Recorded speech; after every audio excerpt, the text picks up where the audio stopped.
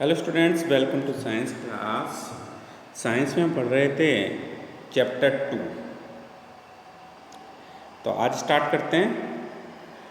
खंड 2.3 से संबंधित पाठ्य पुस्तक के प्रश्न की चर्चा हम यहाँ करेंगे आज। तो प्रश्न 1 है, पेट्रोल और मिट्टी का तेल जो कि आपस में घुलनशील है।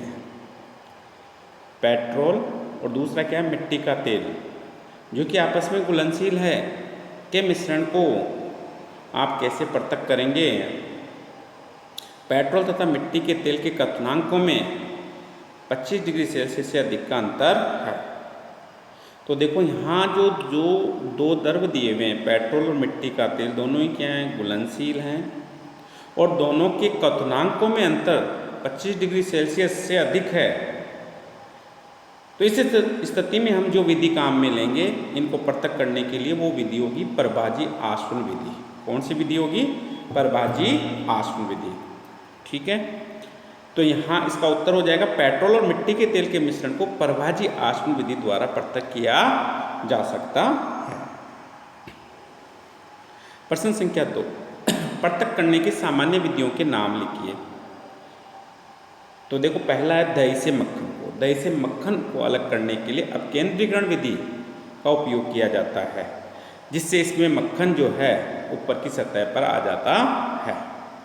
हल्के पदार्थ ऊपर आ जाते हैं, भारी नीचे बैठ जाते हैं। दूसरा है समुद्री जल से नमक। समुद्री जल से नमक यानी कि ठोस घुलनशील द्रव है। नमक क्या ठोस है, घुलनशील द्रव है, तो इसको अलग करना है। तो अलग करने के लिए यहाँ ठोस घुलनशील द्रवों को अलग करने के लिए जो है क्रिस्टलीकरण विधि काम में ली जाती है। तो समुद्री जल से नमक को अलग करने के लिए हम क्रिस्टलीकरण विधि का उपयोग करेंगे। नंबर 3, नमक से कपूर। तो देखो, कपूर में ऊर्ध्वपातन का गुण पाया जाता है, नौसादर कपूर इनमें। तो नमक से कपूर को अलग करना है तो ऊर्ध्वपातन विधि यहाँ काम में हम लेंगे। प्रश्न 3, क्रिस्टलीकरण विधि से किस प्रकार के मिश्रण को पृथक किया जा सकता है। तो देखो, जैसा कि मैंने अभी से समुद्री जल में नमक वाले उदाहरण में बताया था, क्रिस्टलीकरण विधि द्वारा ऐसे ठोस पदार्थों को अलग किया जाता है जो जल में घुलनशील होते हैं। जैसे नमक ठोस है लेकिन जल में क्या है, वो घुलनशील है। तो क्रिस्टलीकरण द्वारा ऐसे ठोस पदार्थों को अलग किया जाता है जो जल में घुलनशील हो। नेक्स्ट है भौतिक एवं रासायनिक परिवर्तन। तो देखो स्टूडेंट्स, पदार्थों में होने वाले परिवर्तन जो है ना, वो मुख्य रूप से दो प्रकार के होते हैं। एक होते हैं भौतिक परिवर्तन और दूसरे होते हैं रासायनिक परिवर्तन। तो क्वेश्चन पूछ लिया जाता है, पदार्थों में होने वाले परिवर्तन कितने प्रकार के, तो आपका उत्तर होगा 2 प्रकार के। नंबर 1 भौतिक परिवर्तन, नंबर 2 रासायनिक परिवर्तन। तो हम पहले लेते हैं भौतिक परिवर्तन।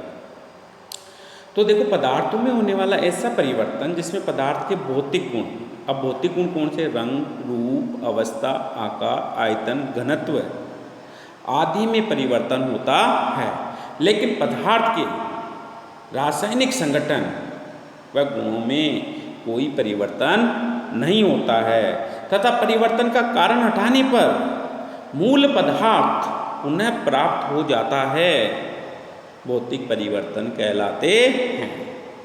एक बार फिर से बोल रहा हूँ मैं, पदार्थों में होने वाले ऐसे परिवर्तन जिसमें पदार्थ के भौतिक गुण जैसे रंग, रूप, अवस्था, आकार, आयतन आदि बदल जाते हैं, लेकिन भौतिक गुण तो बदल रहे हैं, लेकिन रासायनिक गुण व संगठन में कोई परिवर्तन नहीं होता है तथा परिवर्तन का कारण हटाने पर मूल पदार्थ पुनः प्राप्त हो जाता है, भौतिक परिवर्तन कहलाते हैं। जैसे बल्ब का जलना, स्विच ऑन किया, धारा का प्रभाव, बल्ब जलता है।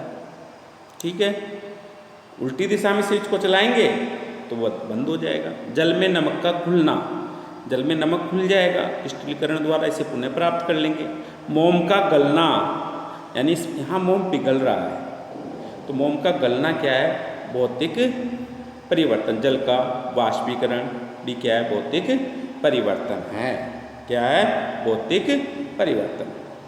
तो देखो, भौतिक परिवर्तन में पदार्थ के भौतिक गुण बदल जाते हैं। कई बार पूछ लेता है भौतिक परिवर्तन की विशेषताएं लिखिए। नंबर 1 इस प्रकार के परिवर्तन में पदार्थ के भौतिक गुण, रंग, रूप, अवस्था, आकार, आयतन आदि बदल जाते हैं। नंबर 2, भौतिक परिवर्तन में लिखेंगे नंबर 2, इस प्रकार के परिवर्तन में पदार्थ के रासायनिक गुण व संगठन नहीं बदलते हैं। नंबर 3, ये परिवर्तन अस्थायी होते हैं, अर्थात ये उत्क्रमणीय अभिक्रियाएं दर्शाते हैं। अभिकारक से उत्पाद बन जाता है, उत्पाद से पुनः अभिकारक बन जाता है।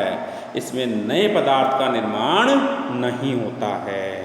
इन परिवर्तनों में नया पदार्थ नहीं बनता है। क्लियर है? उदाहरण हमने लिए बल्ब का जलना, जल का नमक में घुलना, ठीक है, मोम का गलना, जल का बाष्पीकरण आदि। ठीक है। अब दूसरे लेते हैं हम रासायनिक परिवर्तन। तो देखो रासायनिक परिवर्तन किसे कहेंगे? पदार्थों में होने वाले ऐसे परिवर्तन जिनमें पदार्थ के भौतिक व रासायनिक दोनों ही गुणधर्म बदल जाते हैं तथा मूल पदार्थ से पूर्णतया भिन्न एक नया पदार्थ बन जाता है, रासायनिक परिवर्तन कहलाते हैं। जैसे लोहे पर जंग का लगना, आयरन तथा सल्फर से आयरन सल्फाइड का बनना। भाई आयरन सल्फर से क्रिया करता है, क्या बन जाता है? आयरन सल्फाइड बन जाता है। ईंधन का दहन, अब कोई भी ईंधन हो, जैसे कोयले का दहन, गोबर का दहन, दहन की सभी क्रियाएं क्या होती है? रासायनिक परिवर्तन को दर्शाती है। तो कोयले का दहन, गोबर का दहन, ये सभी क्या हैं? आपके रासायनिक परिवर्तन हैं। दूध से दही का बनना, ये भी रासायनिक परिवर्तन है। फलों का किण्वन, ये भी क्या एक रासायनिक परिवर्तन है। यानी कि इसमें पदार्थ के भौतिक व रासायनिक दोनों गुण बदल रहे हैं तथा परिवर्तन का कारण हटाने पर मूल पदार्थ पुनः प्राप्त नहीं होता है। यानी कोयले को जलाएंगे तो क्या बनेगी? राख। और क्या बनेगा? CO2। कुछ प्रकाश उत्पन्न होगा, प्रकाश ऊर्जा। इनसे वापस पहले जैसा कोयला नहीं बन सकता, इसलिए कैसा परिवर्तन है? रासायनिक परिवर्तन है। अब रासायनिक परिवर्तन की विशेषताएं। इस प्रकार के परिवर्तन में पदार्थ के भौतिक व रासायनिक दोनों ही गुण बदल जाते हैं। नंबर 2, ये परिवर्तन स्थायी होते हैं, अर्थात परिवर्तन का कारण हटाने पर मूल पदार्थ पुनः प्राप्त नहीं होता है। नेक्स्ट, ये अनुत्क्रमणीय होते हैं, यानी कि इसमें अभिकारक क्रिया करके उत्पाद तो बना लेते हैं, लेकिन उन्हीं परिस्थितियों में उत्पाद से अभिकारक नहीं बनता है। क्लियर है क्या? नेक्स्ट है, इस प्रकार के परिवर्तन में नए पदार्थ का निर्माण होता है। तो ये बात हो गई भौतिक व रासायनिक परिवर्तन की। अब स्टूडेंट्स मैं आपको एक उदाहरण दे रहा हूँ, मोमबत्ती का जलना। मोमबत्ती का जलना किस प्रकार का परिवर्तन है? मैं फिर से प्रश्न को दोहरा रहा हूँ, मेरा प्रश्न ध्यान से सुने। मोमबत्ती का जलना किस प्रकार का परिवर्तन है? तो देखो, मोमबत्ती में भौतिक व रासायनिक दोनों ही परिवर्तन होते हैं। मोमबत्ती के दहन में मोमबत्ती जब जलती है तो यहाँ कुछ मोम जल जाता है और जलकर जो है CO2 और वाष्प में बदल जाता है। तो ये तो है रासायनिक परिवर्तन, यानी कि मोम जो जल रहा है मोमबत्ती में, जो कि CO2 और जलवाष्प बन रही है जिससे, वो तो क्या है? रासायनिक परिवर्तन। और मोम जलने के साथ कुछ मोम पिघलकर मोमबत्ती से नीचे की सतह की ओर जाता है, यानी कि मोम पिघल जाता है कुछ मोम, और जो मोम पिघलकर नीचे की ओर जा रहा है, ये परिवर्तन है भौतिक परिवर्तन। क्या है? भौतिक परिवर्तन। तो मोमबत्ती में मोम जल रहा है, CO2 जलवाष्प बन रही है, तो वो तो क्या है? रासायनिक। और मोम पिघल रहा है, वो वाला भाग क्या है? भौतिक परिवर्तन। क्लियर है? अब आगे बढ़ते हैं स्टूडेंट्स। तो देखो यहाँ कुछ उदाहरण हमें दिए हुए हैं। निम्नलिखित को रासायनिक और भौतिक परिवर्तनों में वर्गीकृत कीजिए। यहाँ कुछ उदाहरण दिए हुए हैं और हमें इनको जो है भौतिक और रासायनिक परिवर्तन में छांटना है। भाई कौन सा तो भौतिक है, कौन सा रासायनिक है। तो देखो स्टूडेंट्स, अपन पहले लेते हैं पेड़ों को काटना। अब पेड़ को काट देते हैं, पेड़ कट जाता है, उससे पहले जैसा पेड़ थोड़ी बन सकता है। तो पेड़ों को काटना कैसा परिवर्तन है? रासायनिक परिवर्तन। मक्खन का एक बर्तन में पिघलना, तो मक्खन का एक बर्तन में पिघलना क्या है? एक भौतिक परिवर्तन है। अलमारी को जंग लगना, अलमारी धातु की बनी होती है, लोहे की हो सकती है, और लोहे पर जंग लग जाएगी तो ये क्या हो गया? एक रासायनिक परिवर्तन। इससे पहले जैसा लोहा वापस से नहीं बन सकता है। जल का उबलकर वाष्प बनना, यानी कि जल का वाष्पीकरण हो गया, और जल का वाष्पीकरण, वाष्प को वापस ठंडा करेंगे तो जल बन जाएगा, यानी जल का उबलकर वाष्प बनना वाष्पीकरण, और इसका संघनन कराएंगे तो जल बन जाएगा। तो ये क्या है? एक भौतिक परिवर्तन है। विद्युत तरंग का जल में प्रवाहित होना तथा उसका हाइड्रोजन और ऑक्सीजन गैसों में विघटित होना एक रासायनिक परिवर्तन है। क्या? एक रासायनिक परिवर्तन है। जल में साधारण नमक का घुलना, तो देखो जल में नमक का घुलना क्या एक भौतिक परिवर्तन है। इसका क्रिस्टलीकरण करेंगे और क्रिस्टलीकरण से क्या होगा? वापस से जो है क्या बन जाएगा? आपके पहले जैसा नमक बन जाता है। नेक्स्ट है आपके फलों से सलाद बनाना। देखो सलाद में फल को क्या किया जाता है? काटा जाता है। काटने पे उसके जो है रासायनिक गुण नहीं बदलते हैं। आई क्या बात समझ में? तो ये कैसा है? आपकी भौतिक परिवर्तन। लकड़ी और कागज का जलना, मैंने कहा था जलने वाली जितनी भी क्रियाएं, दहन की जितनी भी क्रियाएं, वो सभी क्या हैं? रासायनिक परिवर्तन। लकड़ी जले, कागज जले, गोबर जले, कोयला जले, ये सभी क्या होंगे? रासायनिक परिवर्तन। तो देखो आंसर यहाँ आ गए। पेड़ों को काटना, कारण भी आपको पता होना चाहिए।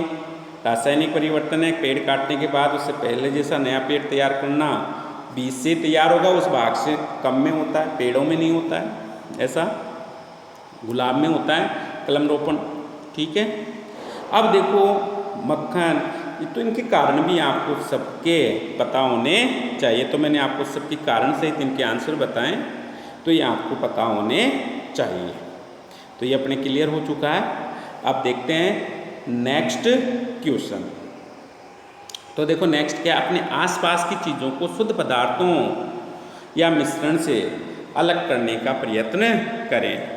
अपने आसपास की चीज़ों को शुद्ध पदार्थों या मिश्रण से अलग करने के लिए विभिन्न विधियों जैसे छानना, वाष्पीकरण या आसवन विधि का प्रयोग किया जाता है। छात्र अपने आसपास जो ऐसी चीज़ों को एकत्रित करके उपयुक्त विधि का चयन कर ऐसा कर सकते हैं। नेक्स्ट है शुद्ध पदार्थों के क्या प्रकार हैं। तो देखो पदार्थों को उनके रासायनिक संगठन के आधार पर तत्वों एवं यौगिकों में वर्गीकृत किया जाता है। तो पहला लेते हैं तत्व। तत्व शब्द का सर्वप्रथम प्रयोग सन 1661 में रॉबर्ट बायल ने किया था तथा फ्रांस के रसायन शास्त्री एंटोनो लॉरेंट लवाजिये ने सबसे पहले तत्व को परिभाषित किया। तो देखो तत्व का सर्वप्रथम उपयोग तो किसने किया? रॉबर्ट बायल ने किया 1661 में। फिर फ्रांस के रसायन शास्त्री एंटोनो लॉरेंट लवाजिये ने सबसे पहले इसको परिभाषित कर दिया। अब देखो उनके अनुसार तत्व पदार्थ का वह रूप है, तत्व पदार्थ का वह रूप है जिसे रासायनिक प्रतिक्रिया द्वारा अन्य सरल पदार्थों में विभाजित नहीं किया जा सकता है। यानी पदार्थ का सबसे छोटा वाला मूल रूप है एक तरह से। तो तत्व पदार्थ का वह मूल रूप है जिसे रासायनिक प्रतिक्रिया द्वारा अन्य सरल पदार्थों में विभाजित नहीं किया जा सकता है। आगे बढ़ते तत्वों को साधारणतः 3 भागों में बांटा गया है।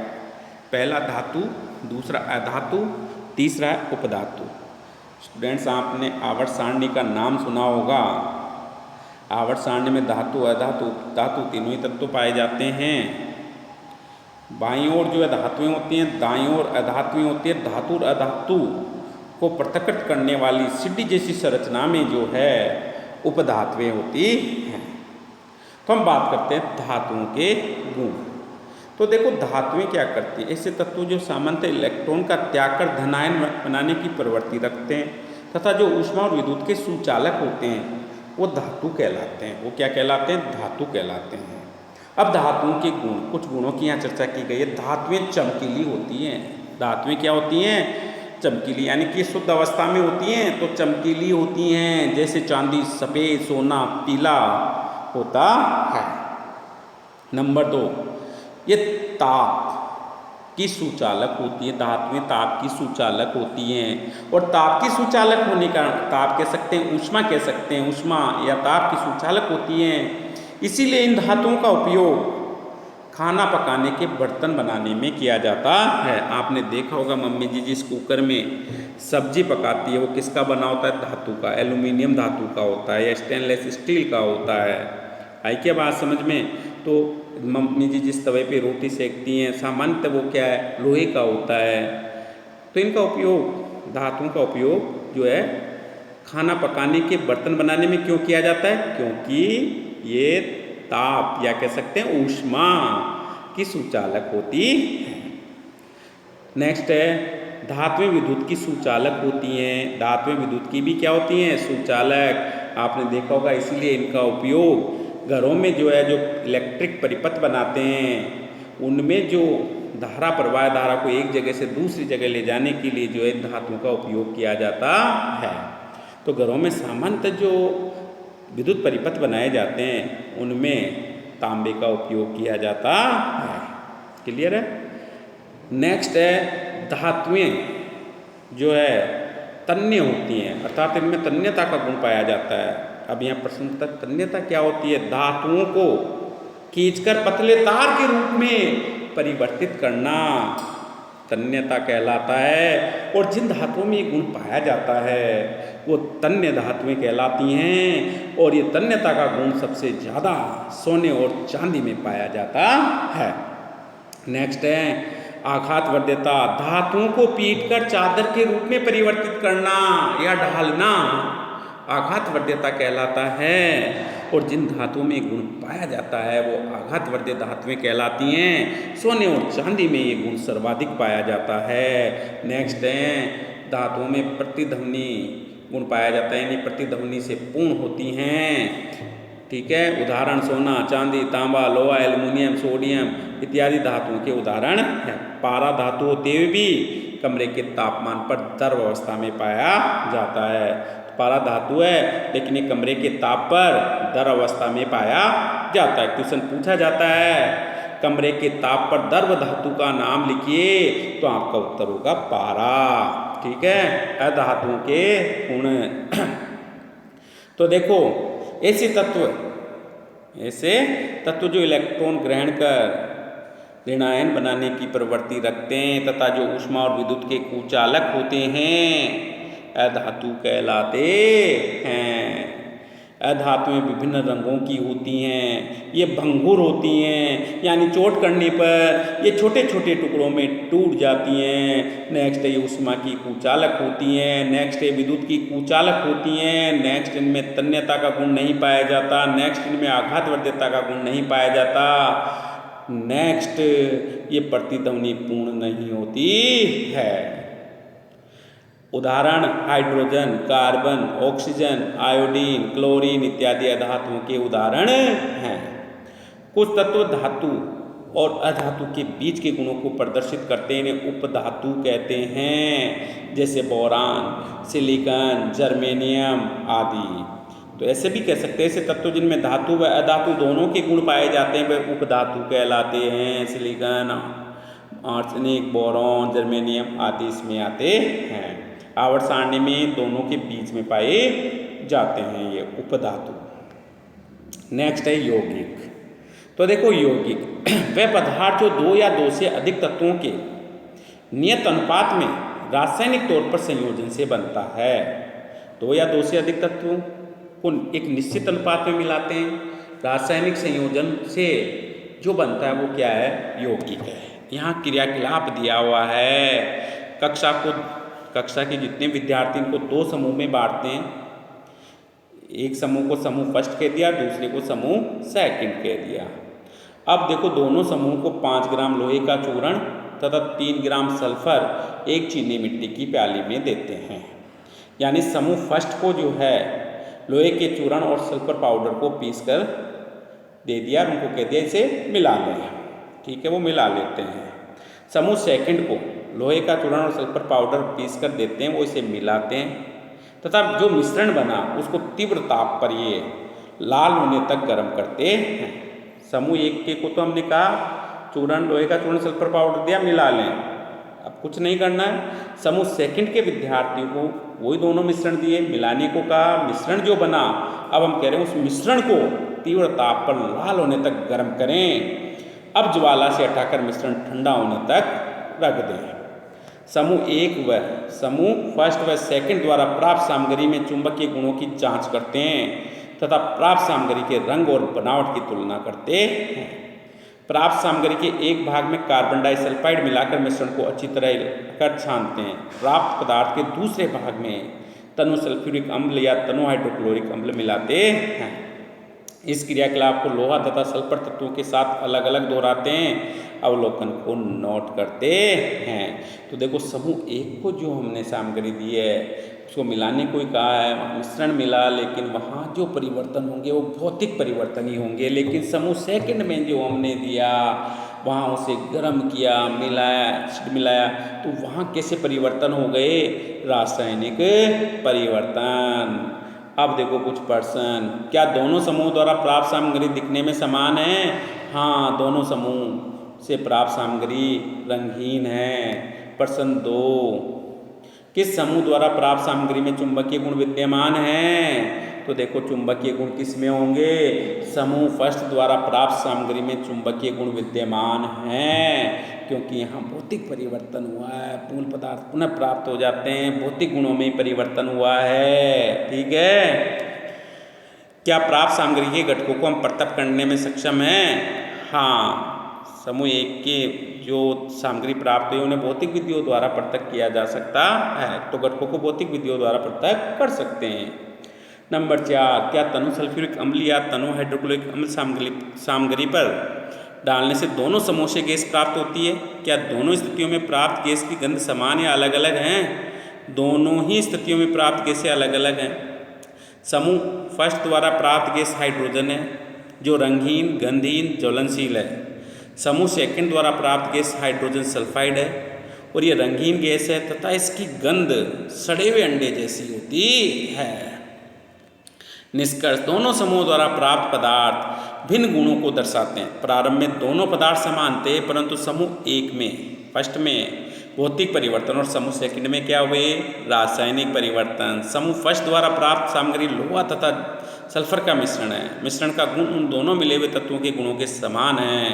और समूह 2 द्वारा प्राप्त सामग्री यौगिक है। दोनों तत्वों को तीव्रता से गर्म करने पर यौगिक की प्राप्ति होती है, जिसका गुण मिले हुए तत्वों से पूरी तरह क्या है, भिन्न होता है। यौगिक का संगठन पूरे पदार्थ में समान है। यौगिक की बनावट और रंग भी सभी स्थानों पर समान है। मिश्रण एवं यौगिक में अंतर। मिश्रण कॉलम बनाते हैं, मिश्रण, दूसरा यौगिक। नंबर 1, जब तत्व या यौगिक को केवल मिश्रण बनाने के लिए मिलाते हैं किंतु किसी नए यौगिक का निर्माण नहीं करते हैं तो मिश्रण। इसमें तत्व क्रिया करके नए यौगिक का निर्माण करते हैं। मिश्रण के संगठन को बदला जा सकता है। नए पदार्थ का संगठन सदैव स्थायी होता है। मिश्रण में उपस्थित घटकों के गुणों को दर्शाते हैं। नंबर 3, नए पदार्थ के गुण पूरी तरह से भिन्न होते हैं। नंबर 4, घटकों को भौतिक विधियों द्वारा मिश्रण में से अलग किया जा सकता है। नंबर 4, घटकों को केवल रासायनिक या वैद्युत रासायनिक प्रतिक्रिया द्वारा ही पृथक किया जा सकता है। इसीलिए समूह 1 के जो तत्व थे उन्हें भौतिक विधियों द्वारा पृथक किया जा सकता है। समूह 2 के घटकों को जिसमें रासायनिक परिवर्तन हो चुका है, यौगिक का निर्माण हो जाता है, उन्हें रासायनिक या वैद्युत रासायनिक प्रतिक्रिया द्वारा ही पृथक किया जा सकता है। अब देखो पदार्थ की भौतिक और रासायनिक प्रकृति को हम निम्न चार्ट द्वारा समझ सकते हैं। यहाँ पदार्थ की 3 प्रमुख अवस्थाएं, ठोस, द्रव और गैस। शुद्ध पदार्थ ले रहे हैं एक तरफ तो, और दूसरी तरफ हमने क्या लिया यहाँ जो है मिश्रण। क्या ले लिया, मिश्रण। ठीक है, ये शुद्ध पदार्थ है, ये क्या है, मिश्रण। इसका कोई नियत संगठन नहीं है। अब देखो यहाँ शुद्ध पदार्थ कौन कौन से हो गए, तत्व और यौगिक। और मिश्रण 2 प्रकार का, समांगी और विषमांगी होता है। तो हम बारी बारी से एक एक की बात करते हैं। पहले लेते हैं तत्व। तो देखो सरल पदार्थों में विभक्त नहीं किए जा सकते, तत्वों को सरल पदार्थों में विभक्त नहीं किया जा सकता। उदाहरण कॉपर, ऑक्सीजन, लोहा, हाइड्रोजन, पारा आदि आदि। यौगिक नियत संगठन होता है इनका, रासायनिक या वैद्युत रासायनिक प्रतिक्रिया के द्वारा घटक तत्वों में विघटित किया जा सकता है। ये विधि पर्टिकुलर विधियां काम में ली जाती है। उदाहरण के लिए जल, मीथेन, चीनी, नमक आदि। मिश्रण समांगी और विषमांगी। समांगी में समान संगठन होता है, ठीक है, विषमांगी में असमान संगठन होता है। तो पहले बात करते हैं समांगी संगठन समान। उदाहरण के लिए जल में चीनी, जल में नमक, कार्बन डाइसल्फाइड में सल्फर, जल तथा अल्कोहल का मिश्रण। विषमांगी असमान संगठन होता है, बालू तथा नमक, चीनी तथा नमक, लकड़ी, रक्त, तेल में जल आदि, जो ये किसके हैं, विषमांगी मिश्रण के उदाहरण है। नेक्स्ट वीडियो में नए टॉपिक के साथ फिर मिलेंगे, तब तक के लिए थैंक यू। सभी स्टूडेंट्स को फिर मैं सूचित कर रहा हूँ, चैप्टर को साथ के साथ तैयार करें। जैसे ही चैप्टर कंप्लीट होगा आपका इस चैप्टर का टेस्ट होगा। टेस्ट ऑनलाइन ही लेंगे और उनकी कॉपीज़ आपके व्हाट्सएप ग्रुप में मैं सेंड करूँगा, तो इसलिए साथ के साथ इस चैप्टर को तैयार करते रहें। Thank you.